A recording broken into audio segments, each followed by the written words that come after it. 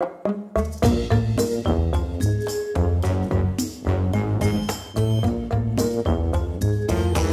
everybody, Zee Garcia here, and welcome back to Unsung Gems. Today I'm covering games beginning with the letter I. I'm going to be covering 5 games that I think deserve a little bit more attention. These are sometimes older games, games that are perhaps newer but just didn't have as much exposure. Just generally games I think are neat, and if you're looking for something sort of outside the beaten path, these are some you can check into. As always, let me know in the comments below some games that begin with the letter I that you consider to fall well into this category, and we can all learn a little bit more about these games that are very pleasant, very fun, and just don't get the attention. So without further ado, let's go ahead and jump into the first one. My first pick for today is a game called Ice Flow, a puzzly sort of movement game in which the players are trying to cross the Bering Strait, and you are going to be doing that by jumping your character onto ice floes, these really cool, translucent plastic pieces, hopping from one to the next, avoiding bears along the way, and then the tiles also are going to drift.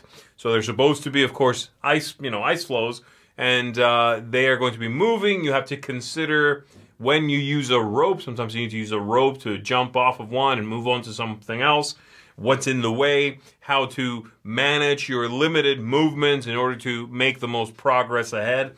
It's a really neat game. It's got a good amount going on. You could consider this a family game because the rules overhead isn't that heavy, but you can also play it in a very thinky manner, trying to be as efficient as possible, trying to make sure that it is your opponent who has to deal with something that makes them fall behind, all of these little things going on.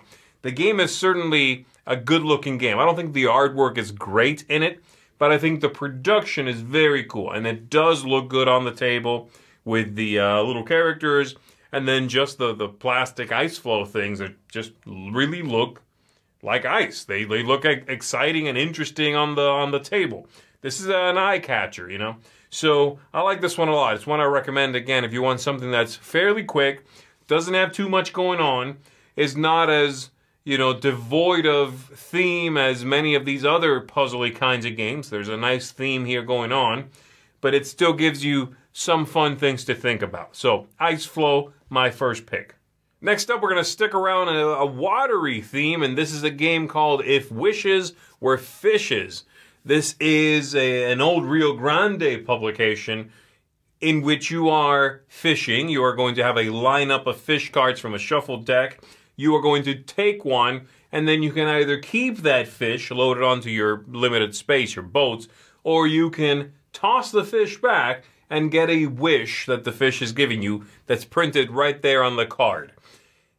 Ultimately, you are trying to go to different markets on the central board and sell fish, try to control those places, make money along the way. When the place becomes filled, you are going to get a payout if you're the one who sold the most fish to that location. It's got a nice balance of mechanisms that are sort of proven, that have been seen in many other games before, with some neat, fun, special abilities on those cards. The way you fish, you always get the first card for free. If you want anything further out in the ocean than that, then you need to leave a worm on every card you are skipping. And when I say worm, I literally mean these, they look like bait. These little rubbery worms. They're really cool. So you'll place those out, get something better for yourself. Again, maybe you'll cash it in, and that might let you move on the central board some shoppers that move around because you want them standing at a specific stand when you sell that kind of fish. I like the artwork in it. I think it's not too ridiculous, but it's very cartoony. It's kind of whimsical. The characters have the fish are illustrated to match their real world name. So clownfish, he looks kind of like a little clown. Things like that. I like this one. This is a keeper for me for sure. I still have this in my collection. It's one I play fairly regularly, and by that I mean maybe once a year, right?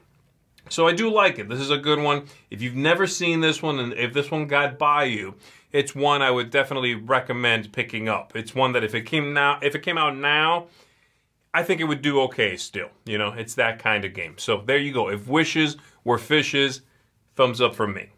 Clearly, there is a theme today. It's water and ice, because my next pick is a kids game, one of my favorite games for kids, actually, called Igloo Pop. And in Igloo Pop, there are these little plastic igloos that have inside of them little glass beads, a certain number of them, and how many are in there is printed, or it's actually stickered on the bottom of the little igloos. Each round is very simple. You have some cards laid out in a circle. They have a number printed on them. Either one number, like an 8, or two numbers, say, 5, 6, or maybe even 3 numbers, 4, 5, 6, right? Everyone at the same time will start grabbing these little igloos and shaking them and listening to the noise inside made by these little glass beads and trying to figure out how many are in there. If you think you know, you can put it on a card that matches that number. Now, if the card has a spread of 3 numbers and you get it, that's worth just like 1 point. If you end up putting one that is correct on a card that has a single number, so I shake this, I'm like, I think this is the 9. I put it on a 9 and that's right, that's worth more points. It's worth 3. And that's the game. Once everyone's done, you don't want to risk anymore. You think the one left in the middle, you can't figure it out, or nobody else wants to give it a go. Then we check them all, and we see how everybody did. You play a couple of rounds, and then the game is over. This is just tactile heaven when it comes to board gaming. The sound of all the shaking is satisfying. The little igloos are so well made. This game is wonderful. It's really very well made. Great kids game. One that, to me, feels like the kind of kids game that should be always in print. If you are looking for something a little bit different, something that sounds chaotic but isn't really chaotic, it's just sort of like a fun activity, this is a great game for kids. And hey, I dare say this is even going to be fun if you're just hanging out with adults and you want to play something pretty silly, okay? So Igloo Pop, my pick. Definitely check it out. Can you believe it? We are still dealing with water. In this one, which is called Ilos, I think, or Ilos, I'm not sure how you pronounce this one, you are going to be laying out tiles, building islands surrounded by water, deploying your ships, and taking over locations that produce goods. You are going to be, again, controlling those, generating those. So the game has a tile-laying feel, but it's also a hand management game, because all the actions you get in the game are cards played from your hand. And this is one of those games in which, when you play a card, it has a cost associated with it in the top corner. You pay that by discarding other cards. So very much a hand management game. It's a gorgeous little game, very attractive, very quick game, maybe too quick. That's my only issue with this one. But in it, you're going to have this beautiful developing, series of islands. You are going to be trying to avoid pirates, because other players might control pirates and mess with you. Trying to go to the best locations. And you can also manipulate how much each of the items is worth at the end of the game. And that's one of the card actions in the game. This is an attractive little game. Did not get a lot of attention when it first came out, but it's one that if you're looking for a quick filler and you like that very vibrant, cartoony sort of look, I'm thinking here games that kind of look like Jamaica, games that kind of look like the games Yellow tends to put out, the company Yellow, then this is one I think you'll enjoy as well. That is Ilos or Ilos. Very nice little kind of 30, 45 minute game that feels like there's more there than that time would imply. All right, so there you go. And for my last one today, we're going away from water. We are leaving ice behind. Instead, murder is on the books. This is a game called In a Grove. And this is from Oink Games. Oink Games makes these tiny little boxes that all have a very striking cover. In a Grove is a quirky little thing. It's sort of a deduction game. There are these little tiles that look like the outline of a little abstracted body. Shuffle them up. There's not that many. It's definitely a micro game. And everybody gets one. You put 3 out on the table. and you are trying to figure out the whodunit. They have a number on the back. You'll see your own. Then they get passed. You'll see one more.